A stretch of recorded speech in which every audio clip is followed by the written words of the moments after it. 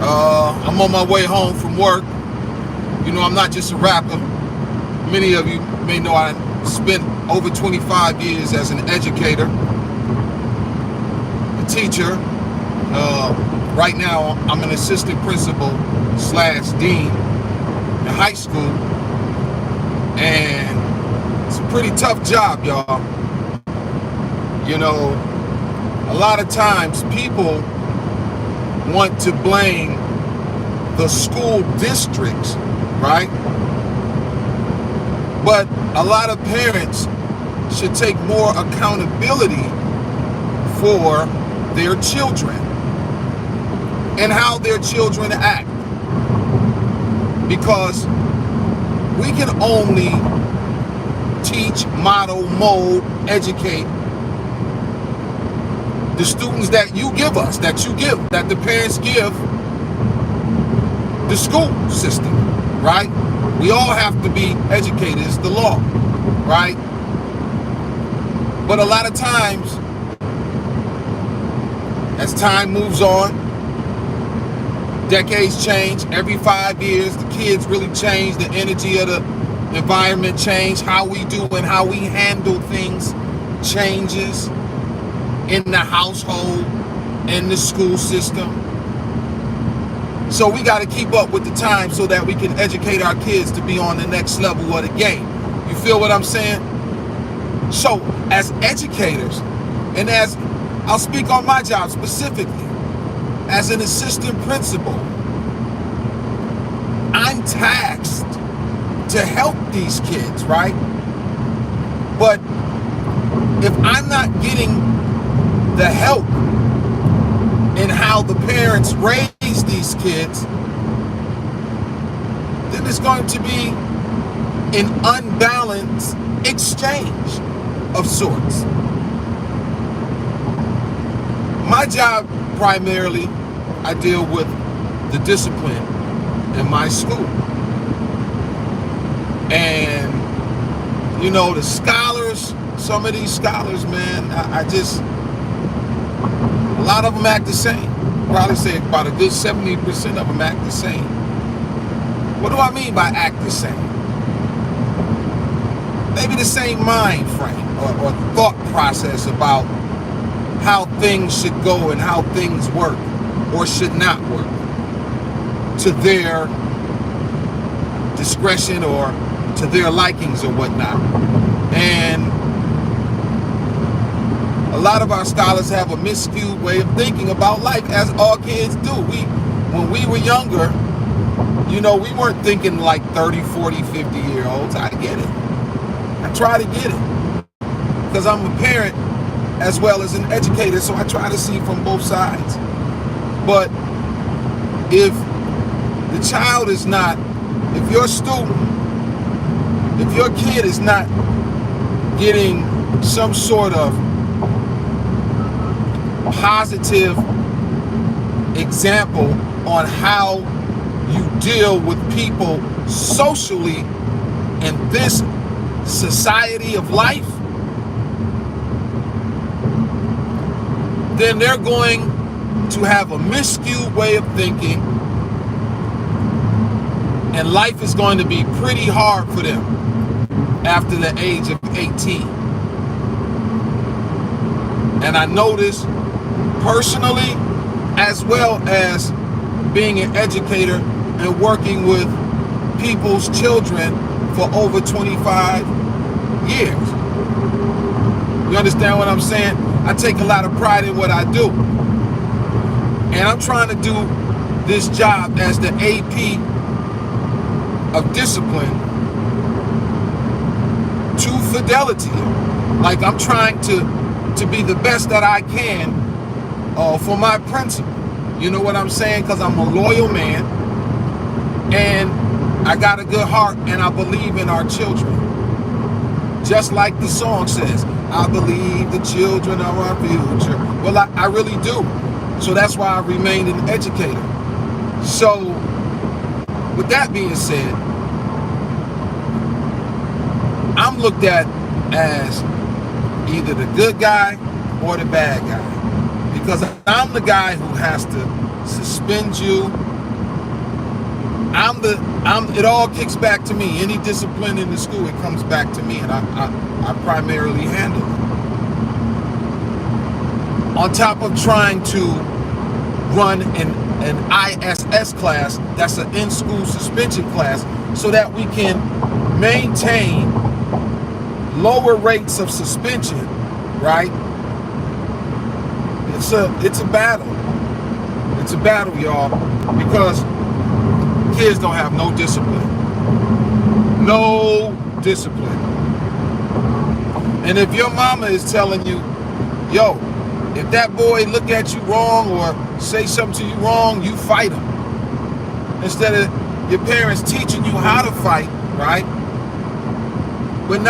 But teaching you how to fight in a different way, like walking away. Saves a lot of hurt and injury and all the other horrible things that will come with fighting, right? But you got your parents jumping out in their cars, getting their kid out to go fight other kids, and man, you hadn't seen some of the stuff that I've seen. So I'm trying to fight that mind state, right? It's a battle, because that mind state, woo, once you get in that aggressive mind state, it's hard not to be aggressive. I'm an aggressive man from Detroit, Michigan, but I know that that's not the way you get through life, so I've had to tame my aggressiveness. Sometimes it works, sometimes it don't. I better do better, because I know I want us to be able to survive and deal with people and keep a job and maintain a decent life in life. We're not teaching our kids this kind of sentiment and this kind of thought. We're not teaching them that. We're teaching them to, yo, go kick ass and take names or lie about it, and I'm going to come back in and I'm going to support you. I know I was a parent. I mean, I am a parent. I have 3 sons, 2 daughters. I watched them. I had to deal with them in school. I know we are protective parents, but we gotta teach our kids right. You know, right don't mean hitting them with the fist or spanking them. It just means that you gotta find a way to communicate with your kid early in the game. You gotta be able to communicate with your child early in the game while they're youth. I got 2 grandsons and a granddaughter, and they tough. They come from me and their grandmother.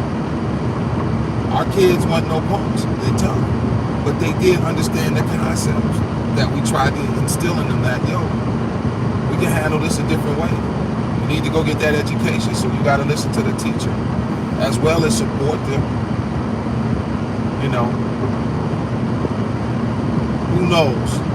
But we got to do better, and I know it don't just start with the educator in the school. I don't care what school district you go to. I don't care if you go to an A school district or E school district. You know what I'm saying? Private sector or public sector. If you ain't teaching your kid right, they're not going to be able to go into that school and be successful, no matter what the school can or cannot offer. I've been doing this education game all my life, since 1995, so you count the years. It's 2024, I've been doing this since 1995. I haven't got rich. I love doing it. I like working with the kids. I think that's my way of giving back. I want to give back in some way in life, and it's cool. I'm able to monetize it and make some money and take care of my family. But I know, as a parent and as an educator for a long period of time, it's got to start from the home front. It's got to start from the home front, y'all. So pay attention to these words. I mean, no disrespect to any parent, because, you know, I always try to get this message out. I lost my son at 21 years old. So I'm trying to, and I want to, drop some jewels and give you some information that will help you maybe not lose your child. Maybe there's something you could say to your child that'll change their life, or maybe you could implement some sort of discipline program, not about hitting or beating, but some sort of discipline program that might help your kid live a long life. I lost my son. It's going on 2 years. In April, it'll be 2 years since my son been gone. At 21 years old, you know. So that was young. That was young for my baby to leave that early in life, right? So I know I got my grandsons. He left me 2 grandsons, right? Thank God for that. I gotta teach them structurally different than I tried to instill in my son. And so that's why I want to drop jewels to you and whoever's watching this, whoever sees this, right? It all goes back to you, the parent, not the teacher, not the school. I don't give a care what you think. It's back to you, parents. You gotta think about how you go about what your kid is. Are you just letting them do anything and move any kind of way in life? By the time I got to high school, I was pretty much kind of taking care of myself in a sense. You know, parent kept a roof over my head, but I kind of knew what I wanted to get. The great thing about me, I had the motivation of basketball, so I was chasing that dream. So that kept me in school, motivated to go to school. But I still wasn't a top student. It was an uphill battle, trying to be eligible and trying to make the grade, right? So with that being said, as an educator over 25 years and being an assistant principal / dean now, and I'm watching your kids, and my job is specifically discipline, I'm telling y'all, you got to think forward. I don't care what your living situations are, parents. Whether you live in a low income place area or a high a high class area. You understand what I'm saying? Where you have money, and you have jobs, and you have great transportation, and you have access to some of the things that people with lower income can't. It don't got nothing to do with that. It all got to do with how you teaching and you raising your child. That's it, simply. How are you teaching and how are you raising? Are you sitting down and then taking the time to read with your child? I don't care if you're a dope dealer or a hustler or somebody working as a janitor or whatever. Are you building with your child? Because you got to kind of stop thinking about your life. I ain't thinking about my life right now, right? I'm thinking about the lives that come across me. And some of these kids, man, they come at you like, woo. They come at you like lemon juice and razor blades. They coming at you to cut you. You know what I'm saying? To take you down there, tell you how horrible you are. On my way home from work, and the kid just, these boys been skipping all day, right? And I'm the assistant principal, and I keep turning my head and saying cool things to say, come on, y'all, go to class. And then, hell, when the principal sees them at the end of the day, when it's time to go home, I have to suspend them. Because they didn't get it in their head that my job is to discipline you and to find ways that we can motivate you and help you to go back to class, and you kind of just taking that for granted. So by the time we suspend them, now I'm the bad guy again because I'm suspending them. It is something else being an assistant principal / dean, dealing with all of this, dealing with all of the